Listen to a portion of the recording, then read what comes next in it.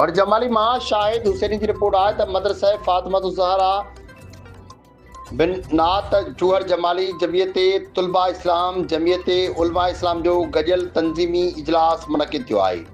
इलाइक़ाई ज़िम्मेवारनि कारकुननि नौजवाननि वॾे अंग में शिरकत कई। इजलास के खिताब कंदे मौलाना नजीबुल्लाह मेमून मौलाना मंजूर अहमद हक्कानी चयो आहे त जमियत तुलबा इस्लाम जो बुनियादी मक़सद नौजवान की दीनी अखलाक़ी तालीमी तरबियत करण ऐं खेनि इस्लामी क़दरनि सां वाबस्ता रखण ऐं मुआशरे में मुस्बत किरदार अदा करण लाइ तैयार करण आहे। इन कारकुन जे जमियत तुलबा इस्लाम जे एतराज़ ऐं मक़ासद बाबति तफ़सीली आगाही ॾिनी। तंज़ीम नौजवान की सही रहनुमाई लाइ हर वक्त सरगर्म आहे।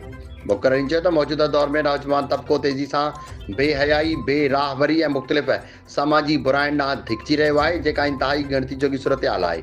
अहिड़ियुनि हालतनि में ज़रूरी आहे त नौजवान खे इस्लामी तालीमात सां जोड़ियो वञे, संदन फ़िक्री अखलाक़ी रूहानी तरबियत ते ख़ासि ध्यानु ॾिनो वञे।